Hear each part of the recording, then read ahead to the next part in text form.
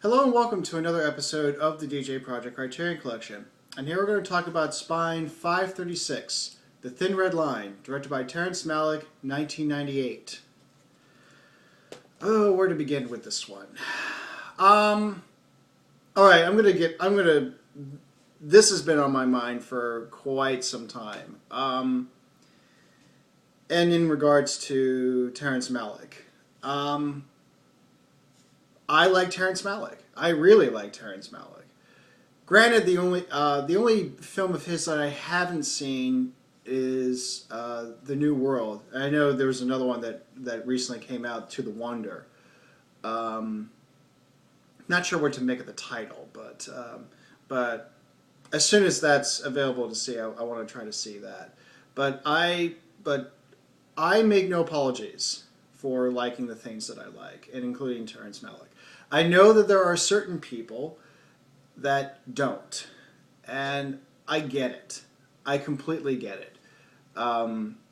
Especially from The Thin Red Line onwards, I get it. You don't mind the sprawling philosophical musings, the sometimes oblique narrative, and where it seems like scenes are, you feel like a scene should be there, but it's not. And then there's that dreaded word pretentious. I don't see Terrence Malick as a pretentious filmmaker at all. To use a definition that Kyle Calgren promulgated, that pretension is profundity it's profundity unearned, and Terrence Malick has proven his profundity. This is a guy who was a Rhodes Scholar, and who helped translated one of the continental philosophers. I want to say it was Heidegger,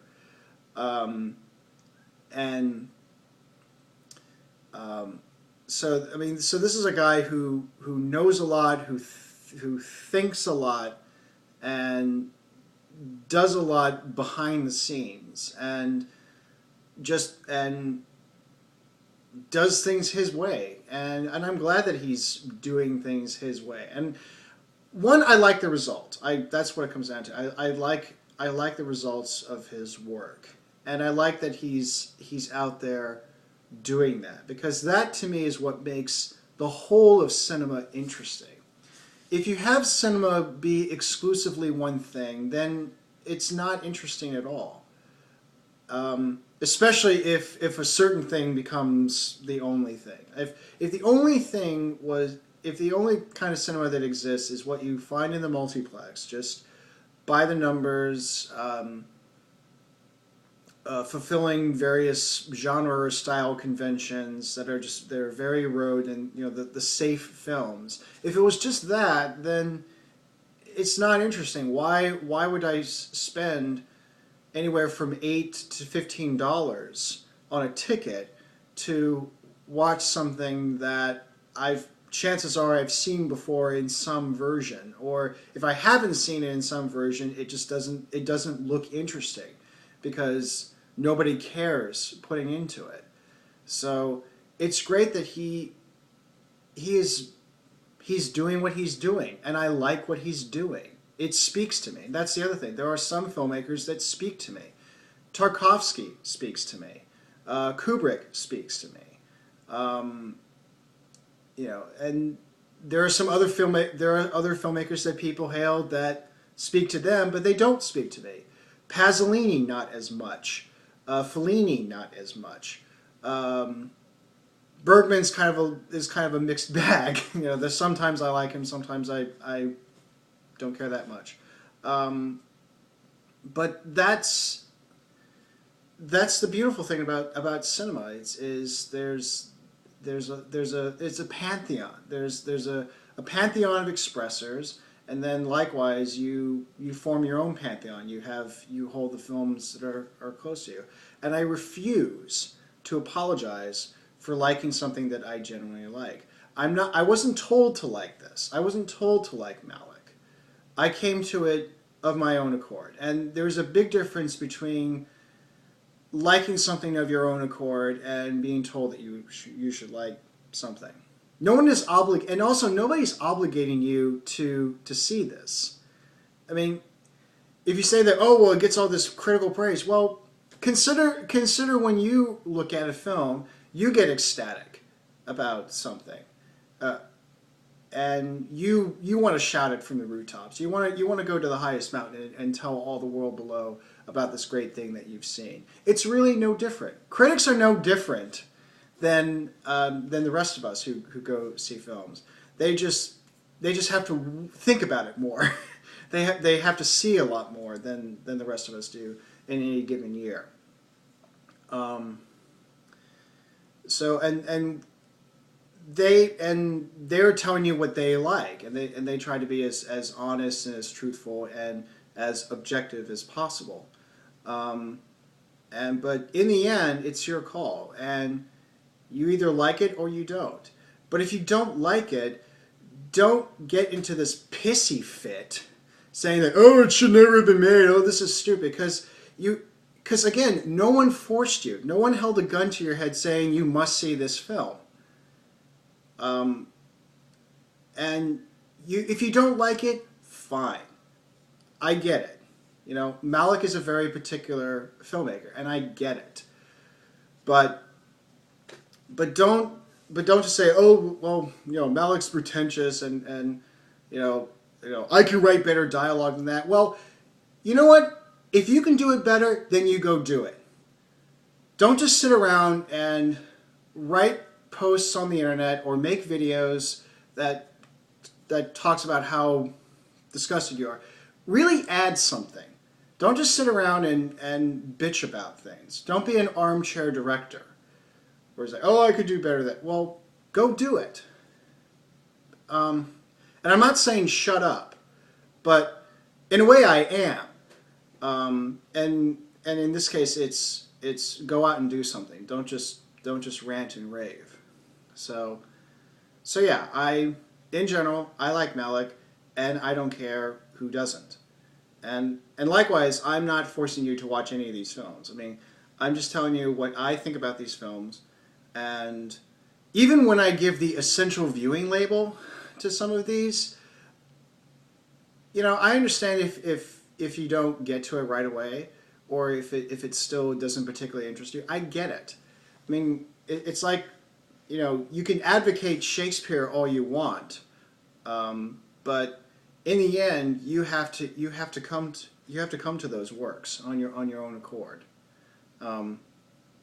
Even if you have to go through schooling and it says, you know, you must read this play by the end of the quarter or the end of the semester. I mean, aside from that, I mean, no one can force you to appreciate a work. They can show you a work, they can explain it to you, can give you some context and background, or things to look for. But in the end, you have to discover this for yourself. You have to internalize it and take it in for yourself. And in the end, you either like it or you don't. So yeah. Yeah, as you can tell, I've been thinking about this quite a bit. So what else can I say about The Thin Red Line?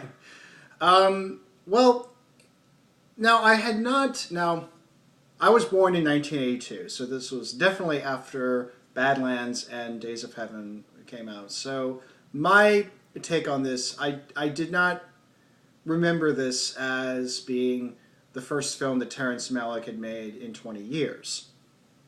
I don't remember that. What I remember about this, that first off, it came out in 1998. There was another big name war film that came out at around the same time, although it was also set in World War II, albeit at a different theater than what was covered in The Thin Red Line, and also a different point in time with the war. But the other thing I definitely remembered was were all of the actors who were in it, who wanted to be in it, who were in it but were not in the final product. So everything was all about the actors of who was in it, and it was definitely a big buzz, and it was a big deal at the time of its release. And I think when it came out, there were people who gave it high praise, and then I think there were other people who were just confused by the whole thing, including the people who worked on it. Like, what is this? What's this all about? And I'm glad that time has simmered those aspects down, and you can see the film more on its own terms without all the PR baggage that surrounded it. And I see this as a war film on the level of Andrei Tarkovsky. And this is before I saw Ivan's Childhood. So this is like taking the some of the ideas and hints that were there in Ivan's Childhood, and then maybe blend it with the epic and the scope of, say, Andrei Rublev or Solaris. I mean, that's one way of that I think of this when I see this film. The film is based on the James Jones's 1962 novel, and it looks at a company of soldiers at the Battle of Guadalcanal. And it's one of those war films where, yes, it's set in a war, yes, you have war scenes, but in the end, it's also not really about the war. It's about other things. And it's in the combination of the way it's edited, what images are there. Yes, there are plenty of nature shots. That's the other Malick trademark. He seems to be more fascinated with a certain bird or a certain lizard more than on the actors. If there's any excuse to kind of cut away to that, then he'll do that. But it's a chance to it's a chance to meditate and contemplate. I know it sounds pretentious as hell, but it really, really does do that. Again, he's earned his profundity. This is not a hack guy who just who gives his films more weight than they deserve. I mean, this is rightfully deserved. He has earned his profundity. And there was a reason why it took him 20 years to make his next film. He was doing a lot, apparently, and maybe this is the other thing that people get irritated by with Malick is like, oh, he's so reclusive. He doesn't want to. Well, let's face it. When you see enough interviews that are aired with people, they all end up sounding the same. The questions end up sounding the same, and even the answers, to some extent, sound the same. And I think for Malick, it's not really the place for it. And also, maybe part of it is that he felt that the film should just speak for itself. It's I've worked on this, and I'm going to let this go. I'm not going to put my face to it. I'm not going to put more of myself into this. Because I've already done the work. I've already lived with this thing for so many years, and I've written about it. I've approached it in so many different ways. I've invited other people to approach it in their ways and to kind of give me some things to think about and ponder and so forth. And I just and I've done all the work. So why do I need to do it again by putting myself out there and explaining it? It's all there. That is my work. That's the ultimate goal is this film. And then you take this in, and then it's what you want to make of it. And again, that's sort of inviting, to invite the viewer to think about what was said and think about what is shown. And one of the big themes or the big ideas is, which is true in a lot of art, but I mean this especially applies here, is the human condition, and particularly man as a moral being who has who develops a sense of right and wrong. You know, what is good? What is evil? How can evil exist in some place that's good? And that, I think, is the biggest takeaway. And again, I'm glad that time has allowed it to, you know, has taken away all the hype about it that, you know, that came about at the time, and then it could be really seen and appreciated for what it is. So, and then it kind of allows some of the ideas to take over. To me, the ideas in the end are the stars. It's not the stars themselves. It's not the actors themselves that are at the center of this. And I think maybe this is what tends to frustrate a lot of actors is, for the most part, actors have their own ego. They like putting themselves out there. Well, if they didn't, then they wouldn't be actors.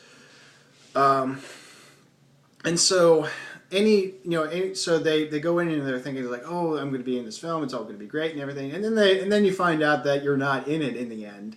And there were a lot of actors that were in it but were not. To name a few, Viggo Morrison was in it but was not in the final cut. Mickey Rourke was in it but was not in the final cut. There were a lot of scenes filmed of particular characters that were trimmed down. Aaron Brody, for instance, his character was significantly reduced in the final cut. And much ado was made of certain actors who only have like one scene or shows up like one or two times, and that's it. Like John Travolta and George Clooney. But that's it. But again, that's not the point. It's not the, you know, it's not who's in it. Although when it was first announced, you know, everybody started clamoring for it. Sean Penn famously said, you know, give me $1 and tell me where to stand. And by the way, this is the only time where I really like Sean Penn is when he's working with Terrence Malick, because I think a lot of his ego gets put into the backseat. That sort of changed with the Tree of Life when he was sort of upset with the final. See, again, it's because he's not in it a lot more. But again, I think it's, you know, Malick calls the shots in the end. It's what in the end interests him. Now, the interesting thing is that while I think he has particular ideas, he's also very open, and I think that's what makes him a very interesting director. Is that paradoxically I think he has things on his mind. He has things that interest him, certainly, and he wants those to be he wants theirs to be present. But he also understands that making a film is a process. And you have to embrace the process. And sometimes you may start off doing one thing, but then you end up in a completely different place. And so there is a journey aspect in the making of a film, not just in viewing a film, but in making one. And it was reported that in the end, The Thin Red Line was fairly different than what was originally intended. And I think this has been the case with the films he has made since then. The Tree of Life, I believe, was another example of this. But it's all because of whose hands were involved. And Malick understands that I think he understands, and certainly the people who have spoken about working with him have gotten this sense that it's never really about one man. Even though I'm talking about a Malick film, and it's, you know, there's certainly his signature and his trademark is there, but in the end, it is, you know, it is the summation of many different parts. And, you know, John Toll's cinematography plays a big role. Hans Zimmer's music plays a role in this. The voiceover narration, most of it provided by Jim Caviezel, plays a role in it. you know, it's all of the there were three editors who worked on this, and you would think, well, one, he shot a lot of material, and the first cut was actually 5 hours long, so it made sense that there would be a lot of editors involved in this. Leslie Jones, Sarah Klein, and Billy Weber edited the film. And so yeah, there's a lot of hands at work, and different sensibilities and different approaches, and you had a lot of material to work with, and so it was trying to weave it all together into this whole. And I think in the end it works, and it's because it's not about the story, it's not about the surface, it's and even in those few surface moments where you see a moment of action, or you see a moment where the character reads a letter or is thinking about something, it's there to imply that there's something deeper there. And again, this is all earned. This is not something that's thrown after the fact. It's not me trying to elevate something that shouldn't be elevated. I mean, it is there. It is there to be found. It is there to be experienced if you are willing to jump into it. So, of course I'm going to recommend this, but again, I said that, but I also admit that I am approaching this as a fan of Malick, and at some point in the future I will fill in with the other Malick titles that are available on the Criterion Collection. I know that Days of Heaven is on there, and I know very shortly Badlands is going to be on there as well. And yes, Badlands is probably the best way to get into Malick, because of his films, it's the closest to a narrative as possible, and it's certainly the characters are immediately compelling and intriguing. But but at the same time, there's also a lot more to it. I mean, there was a reason why Malick was a big deal in the 70s. And it wasn't just because he was working at a time when it was very fashionable to emphasize the director, or that where the director's vision was very front and center. But he really had something to offer, and it was really, really fascinating and exciting. And so yeah, but I really like this film. And in fact, actually, I'll share one more little, excuse me, this one little moment that I like. This was with a friend of mine. I would visit him on occasion. We would watch films together, and actually, this was Pascha one year. I would come in with like a bag of titles that I think would be really good viewing. I mean, he had stuff, and he had access to stuff, and I certainly had access to stuff, and so we would exchange ideas of like what to watch. And at a certain point, we wanted to watch something else, and he said, "You know, I want to see something that's both beautiful and depressing. I want to see The Thin Red Line." So there you go. It's both beautiful and depressing, and I would say just see it for yourself. I mean, it is on the one hand, it is a war film. It is set in the Guadalcanal, but at the same time, I say that it's a means to another end that goes beyond the surface. It asks and it allows you to ponder some other questions and worthwhile thoughts that are worth exploring. And Malick does this, and I'm glad that he does this, and I'm glad that he will continue to do this, and that to me is what makes cinema, certainly cinema nowadays, a little bit more richer. And so keep it up, Malick. And that was The Thin Red Line. And until next time, take care.